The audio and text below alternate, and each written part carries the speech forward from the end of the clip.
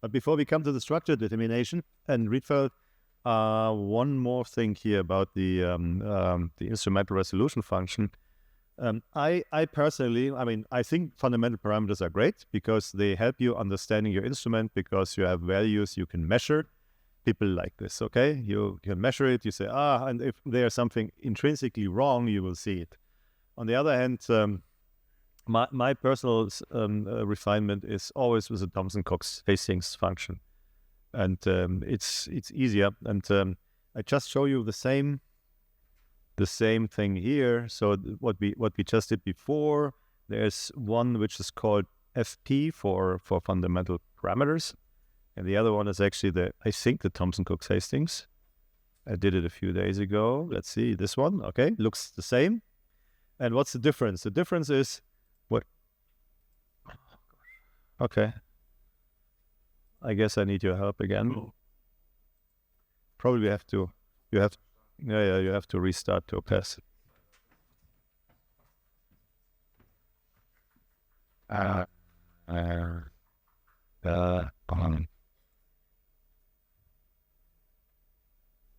Versuch's mal neu zu laden. Ist er neu geladen? Okay, perfect. All right. So what's the difference here? The instrument, of course, needs to have the full actual model. So the source length, sample length, receiving slit length. Yeah.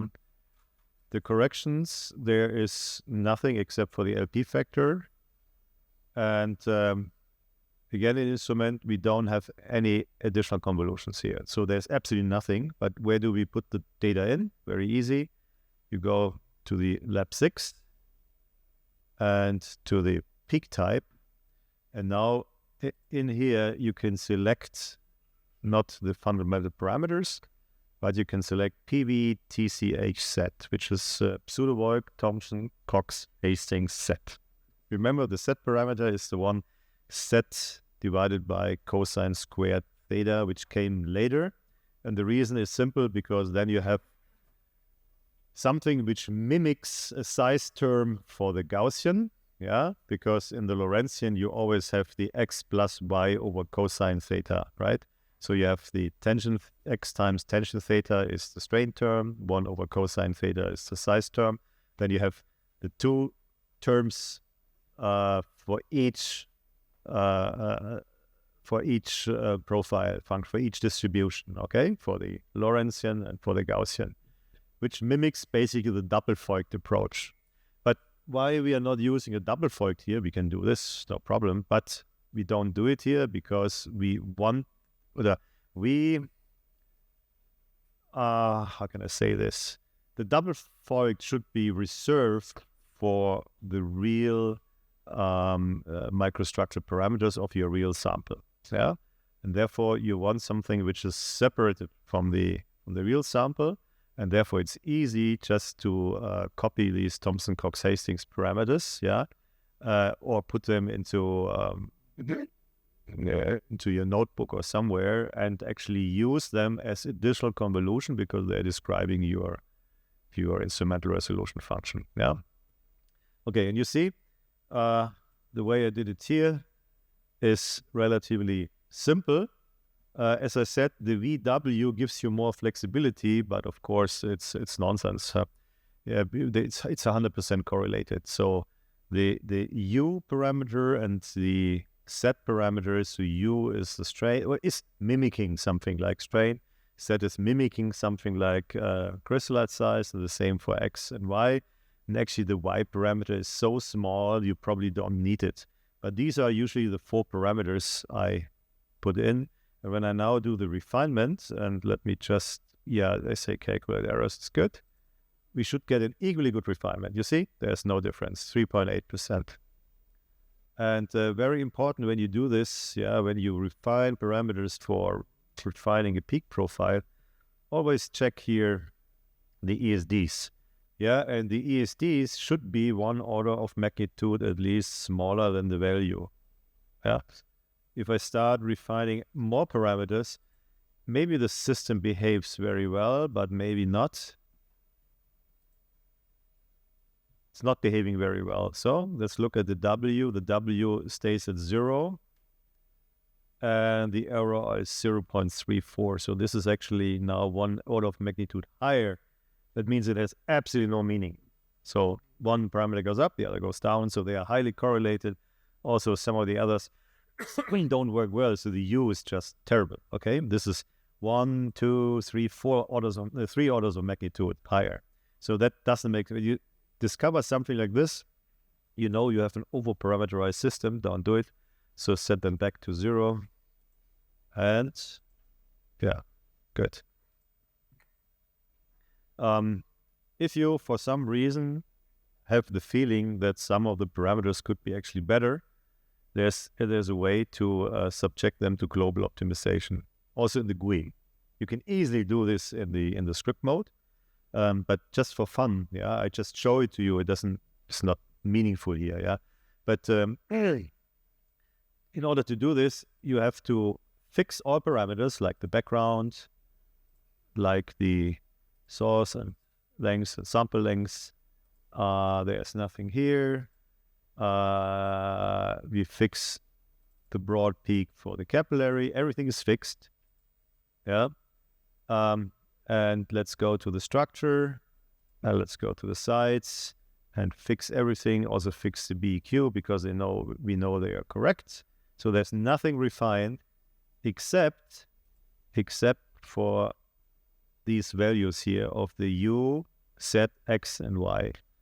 And in this case, you have to give meaningful values, like minimum should be 0, and let's say maximum, the maximum can never be greater than 0.1. No? So we can actually put in 0.1. Yeah, can click lines or tabs and lines and columns, and you can do this at once. So now the values should be in here between. It should be meaningful, yeah. And now what I can do is actually going in here to the refinement options. For the moment, I take the calculate errors out. I say continue after conversion and randomize this function of errors. That means you have the values and you have an ESD. Yeah, so the ESD should be actually in there. You have an ESD, and then the value is, after the refinement is finished, is randomized according to the ESD. And of course, the value gets worse, so the ESD gets higher. That's why we need limits. Otherwise, the system actually pumps itself up, and then finally breaks. Okay, but now in between these values, the system will start going up and down and up and down and try out as many combinations as you want and see if there's anything better. So this is called global optimization. So if I didn't do anything completely stupid here, it can easily be, yeah, of course, stupid, no? We have to do the scale factor, but the A parameter, of course, must be fixed. So let's do it. You see, it's refining, changing values. No, it got really stuck now. So somewhere I was out of the range. Yeah. So it didn't like me anymore. And I think the system now completely got stuck. Probably I shouldn't do this type of thing here. Or have a smaller value. So I don't know if this comes back. No, stop. Yeah. And I do this here. Well, And this one. Yeah. That's it? All right. Good. But the basic idea is clear. Okay? So you can do global. It actually works relatively well, probably not with these 4 parameters. As I said, it's a stupid idea. Yeah. But other parameters, it works usually pretty well. Okay, so let's go. So how do we do a structure determination? And I decided to use we will use this hours. We do it step by step, and when we see they are running out of time, and we certainly will run out of time, then I can just load in the final thing and can show you, okay? But let's see how far we get. I actually didn't do it recently. I just yesterday loaded it and see if it works. It works, but what I need here is, oh my God, is the data, the wavelengths. I think it's here. Let's see. I have to go up. All right, the wavelengths is here. Now I have to load and check the wavelengths. It's not here. Okay, let me load in the results and show you the results, and then we start from scratch. Okay, so I go for structure determination. There are a couple of structures of different complexity. Yeah. And the one we want to do today is cyclopentadienyl potassium as a C5 ring, C5H5, and a potassium. Very simple structure. This is structure measured at a synchrotron. And the reason why I'm opening this here is because I need the wavelengths. So Bernd, you remember this one, 1.14937. 1.14937. Okay, good. Fine. So we close everything and we start from scratch. How would you do this? First of all, you have to load in the data, right? The good thing about these data is they have been measured at a synchrotron, at a beamline, which doesn't exist anymore since decades. The one I did my postdoc in 1993, so which was yesterday. Yeah. But it was the good thing about this, we don't need an instrumental resolution profile. Why? Because delta D over D is 10 to the minus 4. It's a primary beam monochromator, so what we need is a wavelength profile 10 to the minus 4, 10 to the minus 5. So we put in 0.000 something, yeah, and that's it, yeah. And then, of course, we have actual divergence. But it's parallel beam. Parallel beam is easier to handle geometrically, so we can use this more simple function, okay? So in this case, we load the data. I think this was also XY. I'm not sure. No. XYE maybe. Yeah, XYE. Okay, E means the synchrotron gives you also the standard deviation of every count, because this is scintillation counter and it's almost Poisson statistics, but it's doing a better job on this. So for the statistics is always good. So this is the powder pattern. And again, it's a very simple, the C5 ring and the potassium. That's it. So what do we have to do? The very first thing we have to do is we have to tell the system the wavelengths. So instead of having this K alpha 1, K alpha 2, yeah, we get rid of the K alpha 2. That was Command delete. Yeah, I'm learning the Mac. The area is 1. The wavelength is 1.14973. I think so, like that. 1.1. I think so. 14937. Good. Okay. And then the half width is 0.0001. Okay. That's all. Now you tell the system this is synchrotron radiation. And what else do we have to change? Yes, but not you should answer this. There's the audience which should learn something. So polarization, what polarization do we use? Well, it's 100%, but we are describing the reflecting angle, and the reflecting angle then would be 90 degree, which is of course the work. Okay, instrument. I think everything is fine here. So what do we need here? We need, let's say we use the finger model, which is a model which is similar to the circle function I showed you yesterday, but it has 2 parameters. And later we have to refine these, yeah. So this is probably, I think I put in just 2 numbers, 5, 5, and keep it for the second. And the corrections, we said LP factor must be 90. All right. And later we want to refine, of course, the 0-point error. We don't need it now. I think that's all we need to do for the moment. And now we have to index the powder pattern, right? If we index the powder pattern, we should actually select a reasonable range. And this is a very well-behaving powder pattern. Let's say let's go up to here. Is there enough peaks? Should be more than 20. You're running into problems if you have less than, let's say, 18, 19 peaks. Yeah. Because then the system, either you restrict the system a lot, otherwise it gives you millions of nonsense solutions. Yeah.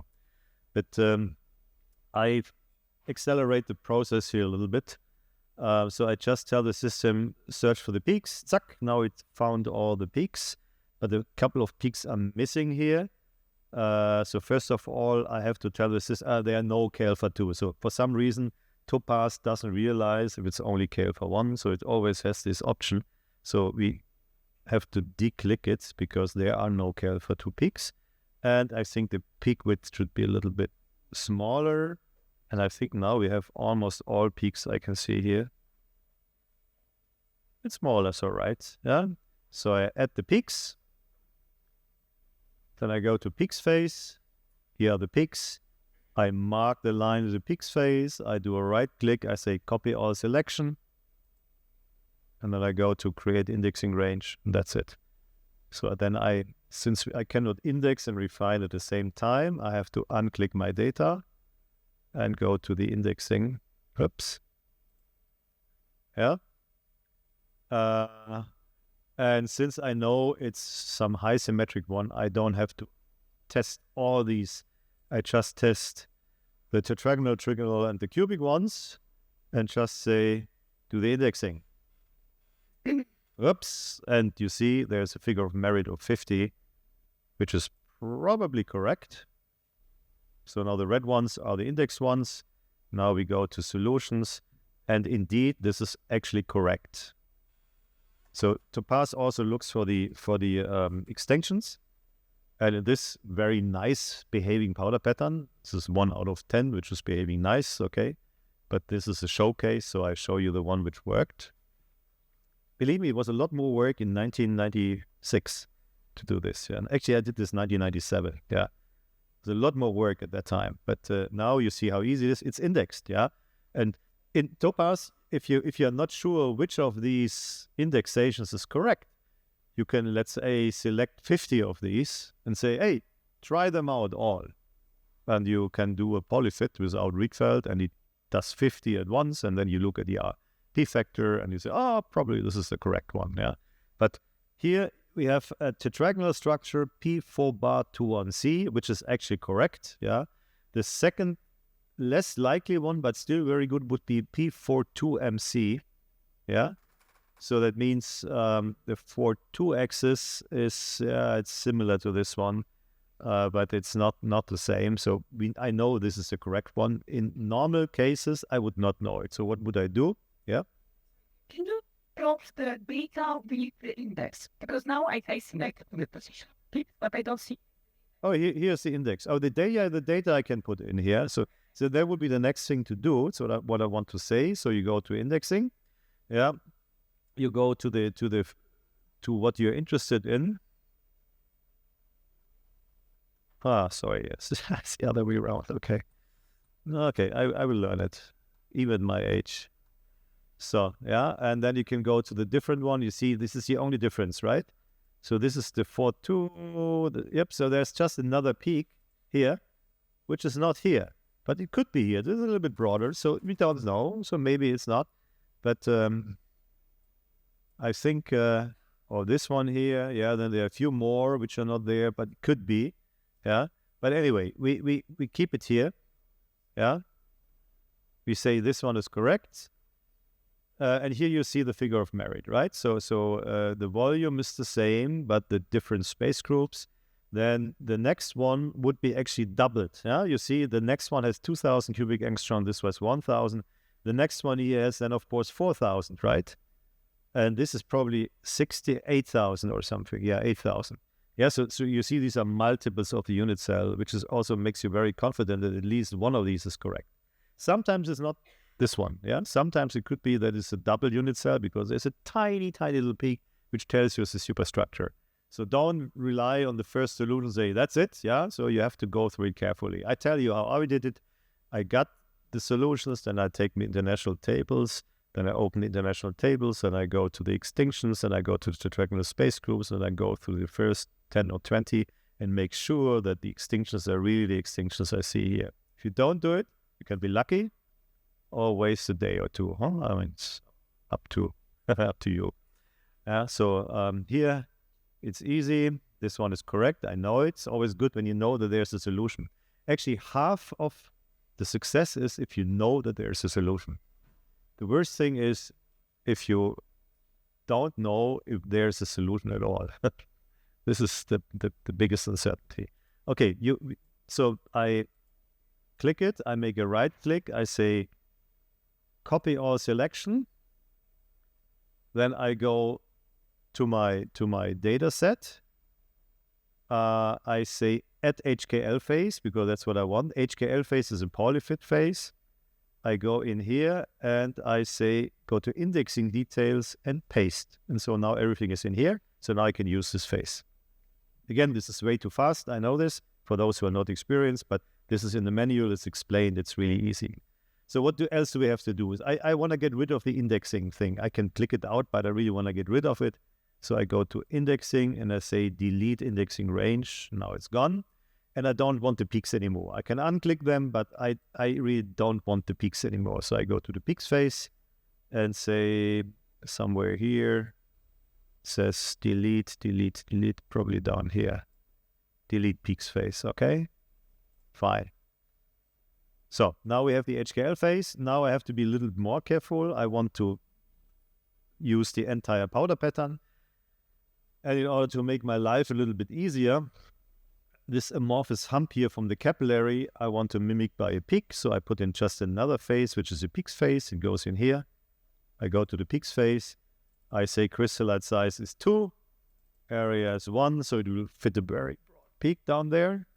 Then I go to background and say maybe we start with 5 background points. Yeah. Then what else do we do in instrument? I think we don't do anything here. We probably want to refine these later. In corrections, we of course have to refine the 0 error. And in the HKL phase, you see there's nothing in there, but it will be automatically put from the system, from the list of the indexing details. Everything which is here has a tick mark.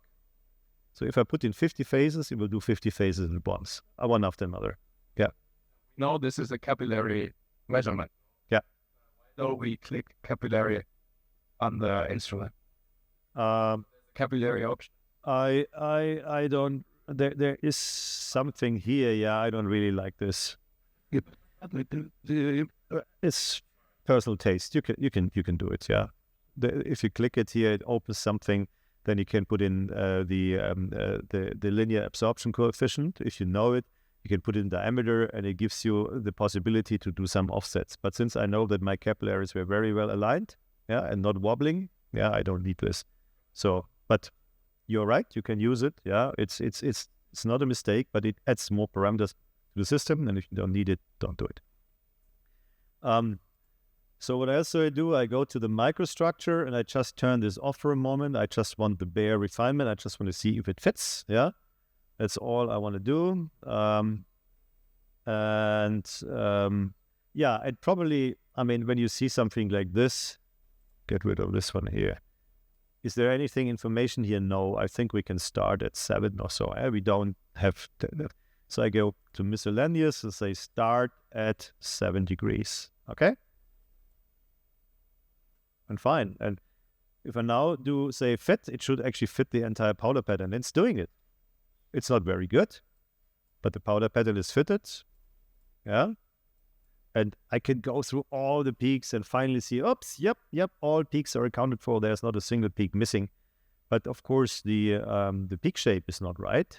But this was intentionally because I really want to see where the peaks are. I don't want to see already the superimposed peaks, yeah? So I can really check here and say, that looks good. So there's nothing missing here. There's no problem here, yeah? Okay, fine. So now we can go into the HKL phase, to the peak, to the microstructure, and just click all the 4 parameters of the double void and do the refinement again. And I think it looks already pretty good. Yeah. One thing is interesting. You see here, there's one peak, which is too sharp, right? So the calculated peak is broader than actually the peak which has been measured. The blue one is sharper than the red one. And it's a C direction. So this is a this is a tetrahedral system. In C direction, it's sharper, which often happens if you have a little distortions in the layer, but the layer distance is just perfect, yeah? Yeah, so you have some distortions at the layer, some stacking force or whatever, little stuff, yeah, but in C direction. And the question is, can we model this? And say, yeah, sure, we can. We can actually. So now we are at 3.9%. We can first of all see, we have a little bit of strain here, which tells us that there might be stacking faults. So therefore, we can use an anisotropic model like the Stevens model. And this is very nice. And this is a high tetragonal high phase. And this actually looks for lattice parameter distributions related to microstrain. It's a phenomenological model, and we have to be a little bit careful when refining, but you see the S004 is actually in the C direction. And we should know that the value can never be, this is a mixing parameter between Gauss and Lorentz. It can never be smaller than 0, never been bigger than 1. And the main directions cannot be smaller than 0. So let's refine those, but then we can take the overall strain out. And let's see if this gives an improvement. We are at 3.9. No, it's not really an improvement, but we have the cross correlations between A and C parameters. Let's see how this works. And you see the eta is 0.99. It's a synchrotron. It's almost 100% Lorentzian. So I fixed this. You see, there's a lot of experience in it, okay? I mean, you get this experience once you do the refinement. Yeah, but there's a lot of experience connected to it. Yeah, so you wouldn't do this automatically when you do the first refinement. But there's my book, and there's lots of exercises so you can try these things. So if I now do the refinement, 3.3. Now I think we have a very nice refinement. We could probably do the little things, but I think this is a good refinement. So now we describe the profile without any structure, okay? We have no idea about the structure, but we describe the profile.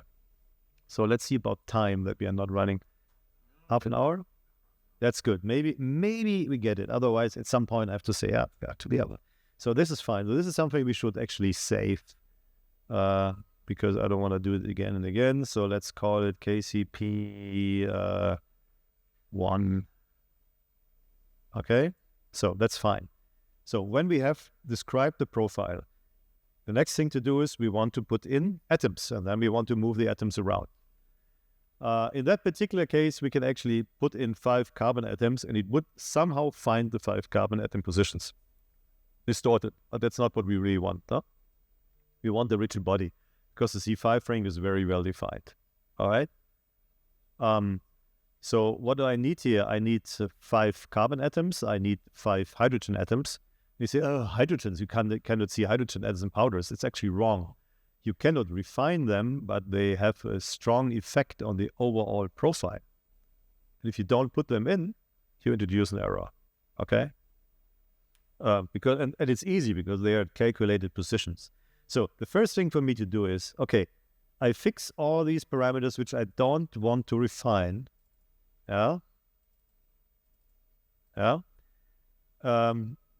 Or first of all, let's say I make out of an HKL file, I create a structure phase.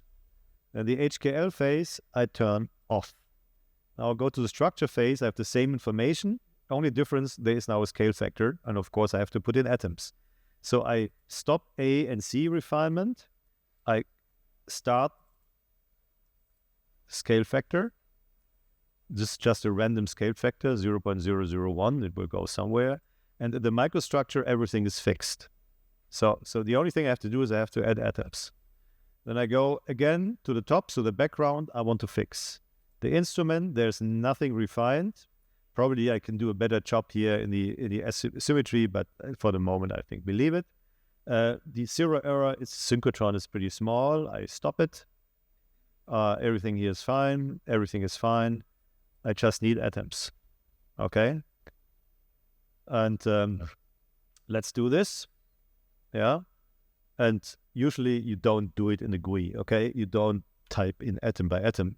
In the script file, you just take your atoms from previous files. You just copy and paste them, as many as you want. Yeah.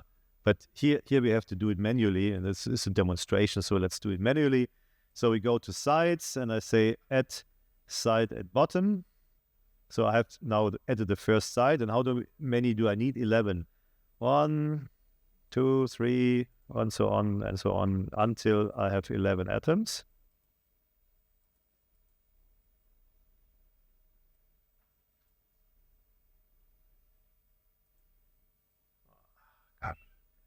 The little mouse, it's not so easy. One more. Okay. So, what do I want? I want the first one should be potassium. Then I want 5 carbons. So let's do these 6 and type in here C1. And as an atom C. And the first one should be K. And then, of course, they should not have the same name. So it's C1, C2, C3, C4, and C5. Okay? And now I need 5 hydrogens. Hydrogen atoms. Hydrogen is slang. Okay. Okay, and this is H1, H2, H3, H4. Was not so painful, right? And of course, the temperature factor, which we want to subject to refinement later, yeah, you don't do this individually. It's one rigid body, so it's rigid, so it's one factor. It's isotropic. So if I want to refine it, it should be only one. So therefore, I give the refinement flag a name and say all the others, it's the same name. So I go to codes, I say BEQ, and I call this Dinnebier DW1. Yeah. So I forgot this. So say equal to DW1, and the first one is refined. So yeah. So now it's DW1, and all the others must have the same value. And of course, I don't want some nonsense values, minus 2000 and plus 430. So the minimum BEQ is 0, and the maximum, let's say for this organic stuff, let's give it a very high one, 4, which is nonsense. We will see where it ends up. So if there's a refinement introduced, it will be in between these values, okay? Good. Of course, we want to subject things to refinement. So therefore, we have to tell the system what should be refined, yeah? And of course, we cannot individually refine the ring, the C5H5 ring. So therefore, we keep it fixed because we just rotate and translate it. But the potassium we can do, okay? Because the potassium should jump around. All right. So let's see if I didn't do any stupid mistake, but I think it looks more or less okay. Now I have to introduce a rigid body to the system. And this is not foreseen in the GUI. The GUI has no option to put in a rigid body. But you can do this in the script. And there's an option in the GUI taking out this part from the script and put it into the GUI. Yeah. And therefore, we have to define the rigid body. And in order to do it, let me just save the project now as number 2. So we have to produce a rigid body. And therefore, there is a tool called New Rigid Body Editor. Yeah. So we have to load. And of course, I had to prepare this, right? I mean, we are not going to, we do a little bit, but I show you. So now I have to find the download part, or where is it? Oh gosh, on C. Now you have to help me. C, program files. It's documented. No, it's where we put it. It's in documents, right? So where's documents here? Don't know what's.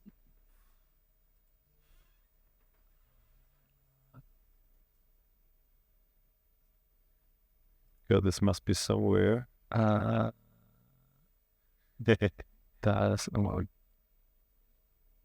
ist ein Dokument. No. I don't see it. Not under C. No, this is a Mac. So we got a different. Okay. Otherwise, we have to copy it somewhere where we can access it. I think you've just found downloads. Can we copy this to downloads? Yeah. Let's do that. Can you go in here and Where's das no. Instrument profile, da bist du doch, oder? Listen, No. I'm in documents. I have no idea where this is in the documents. It was that. Yeah. Documents.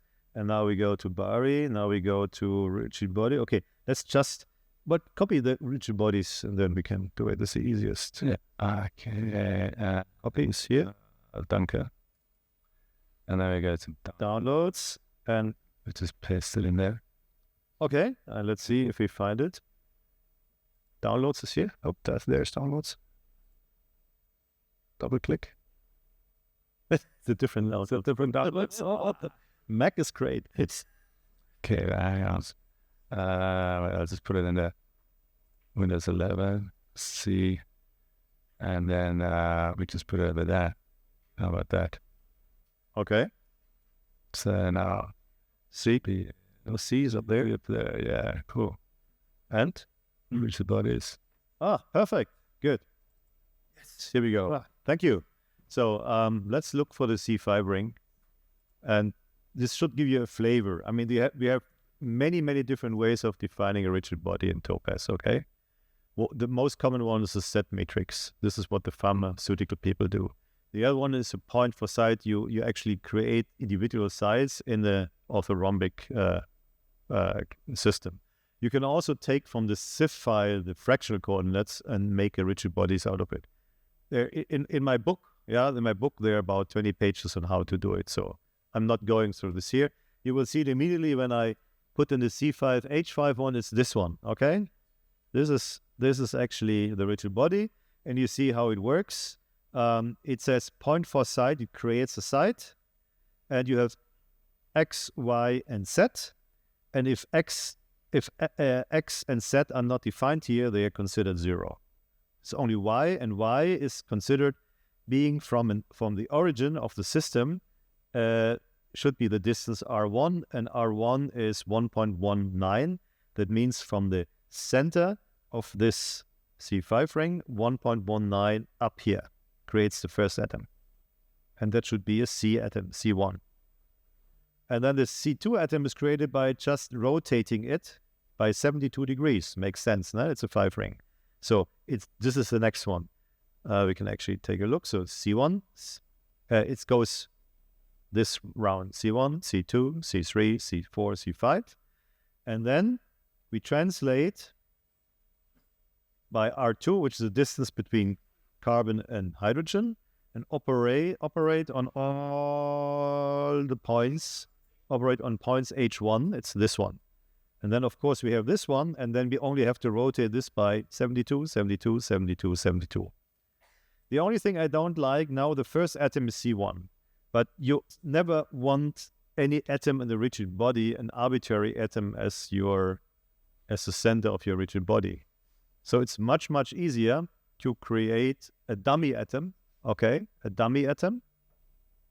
Actually, I have no idea how this works in the GUI with a dummy atom. We will see. But you create a dummy atom and just say, oh, there should be a dummy atom here.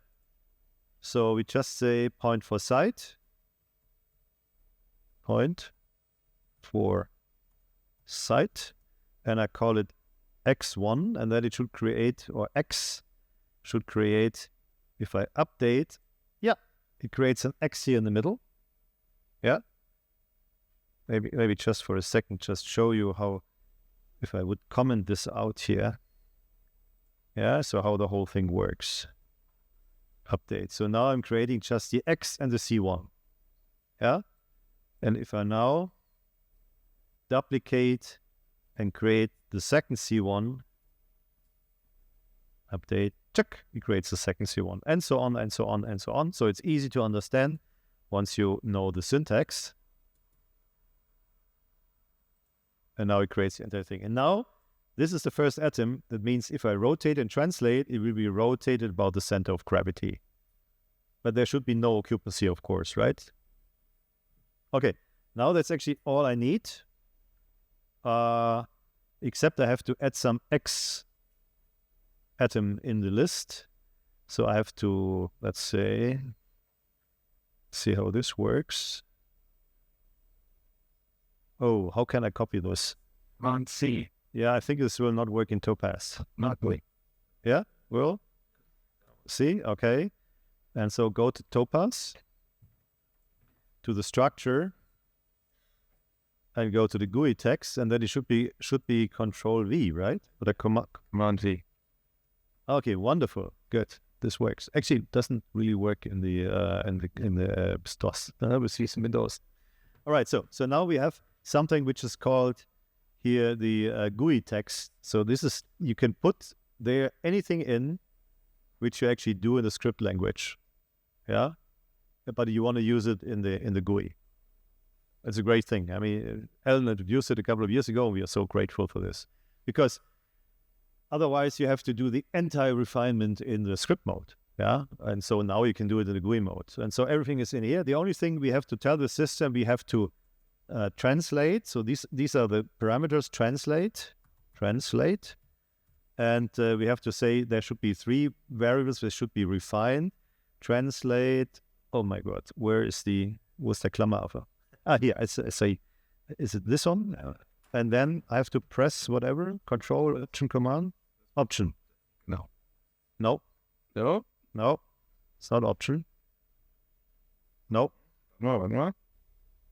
Maybe this option is another option. No. How do I get this? Gott, das wäre jetzt verwirrend. Aha. Doch, das ist Option. Muss Option? So, no, drück drauf. Doesn't work. It opens something up here. Yeah, how do we get this?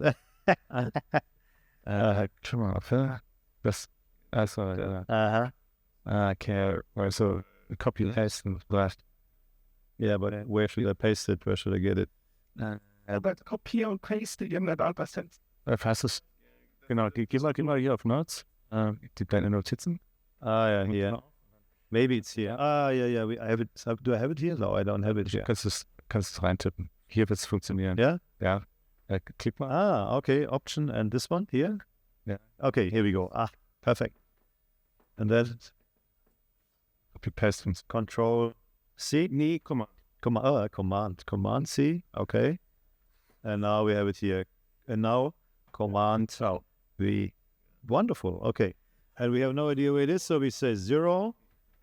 Then Command this one. Oh, no, not Command. Sorry. This was... Gosh, now it's something else. Yeah. Oh, gosh. That drives me crazy. Sorry. Where are we? Actually, okay, you select the... This is Topas here? Yeah. Okay. And where's Topas? Topas is going. Where's Topas? Was ist das? Windows Sign Up. Jetzt bist du. Wir haben die virtuelle Maschine gekillt. Ehrlich, oder? So this kills the virtual machine? Oh, wonderful. Das ist so... Echt? Oh. Echt? Ist es nicht irgendwo hier? Ja. I have no idea. Das sind die verschiedenen Tools. Maybe there's one. No.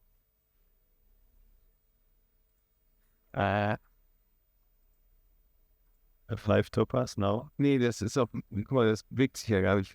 Der Seekim bleibt immer gleich. Okay. Dann ist mein... All right. I don't know. So it's just because of one cable is missing, eh? This is what happens. Okay, so... Okay. Wonderful. Oh, it's there. So before I press something, I will ask you before, and then you are responsible for any... Now I'm just staying concentrated. Okay. So how do I get my next @ sign, which is... All right, good. And another space and 0, comma, Command V, right? Yeah. All right, and the 0. So that's all. And now we have to rotate. So we don't know, so we just say rotate. And we are not rotating about points, but about axes, right? Axes, you see, this is how the commands in the script language work. And then it's the same thing. Command V, 0. Command V, 0, comma, Command V, 0, right? Yeah. And that should be it. And for the beginning, I don't want to refine, I don't want to let the rigid body breathe. So I put an exclamation mark here. That means these two, R1, R2 are not refined. Later we can refine it, and then it can breathe a little bit. But for the moment, it's fine. So now that should be okay. Then the only thing, yeah, no. Okay, the only thing we need is to go back to the structure and to the sides and add one more atom before here. Yeah, and call it X. Let's see how this works. Can we put in here X? Could be a result for later. So let's make it an H, make it an hydrogen atom, okay? But make the occupancy to 0.0, okay? Yeah, that's it. Yeah, I think that should work. Okay, good. We don't need this. Okay, fine. Yeah, so this looks okay. So now we introduce the potassium, we introduce the rigid body and the dummy atom. And we said it should rotate and translate. And if I didn't make any typing error, which easily can happen, we can actually do the structure determination. So let's store this, but it's not crashing. Let's call this KP3. Again, this is all not prepared, right? So I'm doing this after 30 years, usually the next time. No kidding. And I never did it in the GUI, but it works in the GUI because now we can say, hey, continue after convergence and randomize as a function of errors. It should actually work. Yeah. Or maybe we do it, let's do it the right way. We can also say, we can go to the pattern, to the GUI text, and add another text which tells the system to do simulated annealing. And the command is auto_t, and just give it a number like this. That's probably easier. And now, in order not to make a mistake, let's check again. Emission profile fine, background is fine, everything is fixed. Here everything is fixed, no additional convolutions, corrections fixed, miscellaneous fine. The peaks phase we should fix, right? So the background here. So good to check things. So this is all fixed. And then the structure, and not call it structure, call it KCP. And with the scale factor, of course, this is fixed. This is fixed. The K must very occupancy, fine. And if we go to the KCP and check the GUI text, it looks okay. So let's hope that this is now solving the structure. Now it tries to solve the structure. Now it's doing a simulated annealing. Oh, yeah. Now we should, you're right, we should now actually take a look, a few height structure. Now you can see what it's doing. It's trying to solve this structure. And this takes between 10 seconds and 2 weeks. I had once in my life with Topas a complex pharmaceutical solved after 2 weeks. And the reason why I could do this is because I got frustrated and I left it running over vacation. And after 4 days, it found a unique solution. Only once. Only once, yeah. Okay, it probably has found it. So when we now say here, stop. Yeah, this is the structure, you see? So don't forget about the dummy atom here, okay? So the potassium is here, the red one. The C5H5 ring is here. Yeah. And of course, the dummy atom, the hydrogen in the middle looks a little bit strange. But what we now can do, how many more minutes we have? 10? Okay, perfect. So we solve the structure. Look at the Rietveld fit. I mean, the fit is already there. It's fine. Yeah. So now what to do? We can say, okay, fine. We can switch now to Rietveld easily. So we can say, okay, we go to the GUI text. Maybe, sorry, I see other GUI text up here. and just say, nope. Is this the correct one? Yeah. So comment this out. So now it's not doing global optimization. Now it's doing local optimization. That's a great thing. Eh? Topas, it's one comment saying, hey, global, local. And again, usually in the perfect world, you would put in any parameters, yeah, no matter, and just say global and do the refinement. Of course, it will not work, right? It will blow up the system. But in general, yeah, that would be the goal, to do global optimization instead of local. But what I want to refine just for fun, which is also a good hint, if it's working, we can refine these two values, the CH and the CC distance here, not the CC, this is the distance from the center to the atoms, and the rest is on, and just say, do the refinement. Yips, it's getting a little bit better. And now this is probably R2 is too small. It's way too small, okay? And this is too big. This is what's happening. It's a ring structure, and it's trying to accommodate somehow the electron density. It doesn't make sense. And you see that the improvement is so small, yeah, that's not meaningful. It's just like nothing. So it was not a good idea. So we should actually keep these. So this is, what was it? 1.05, right? No, I've forgotten about it. 1.0, and this was 1. Who remembers the value? 1.15 something. Anyway, it's not so important. You see, you should not do these things. As soon as you start releasing the rigid body, I could also release the rigid body, take it out, and do refinement, and it would still get a very good refinement, but then the ring would look completely distorted. And this is because the energy minimum is shallow. Yeah, I mean, if the result is 4.1 or 4.0 or 3.9, I mean, it doesn't have any meaning.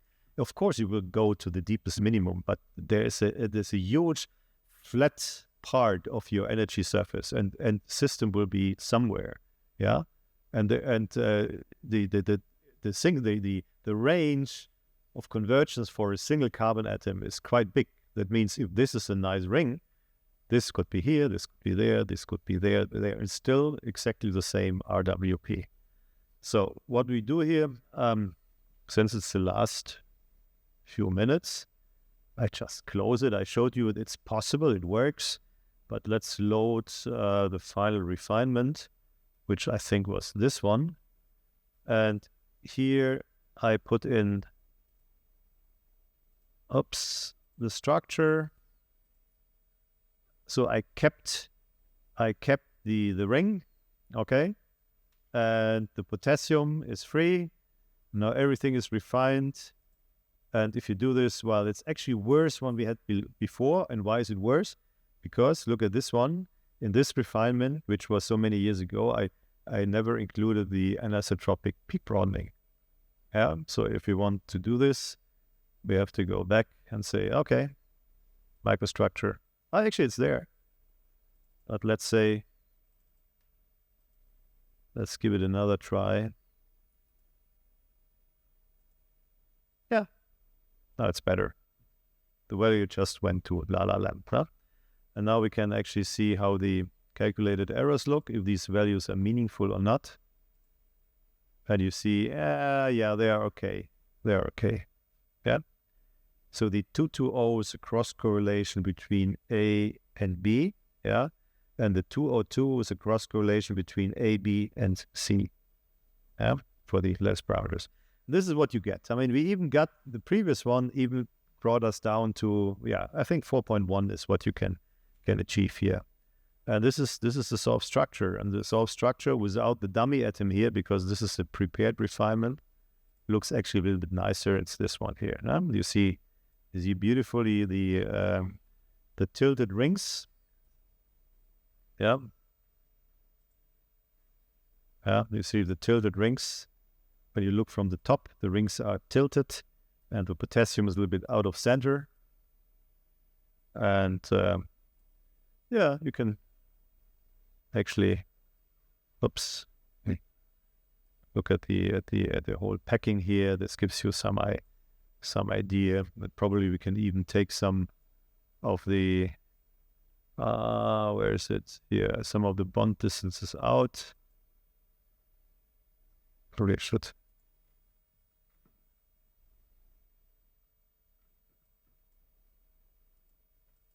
Yeah. I don't want to kill the rings.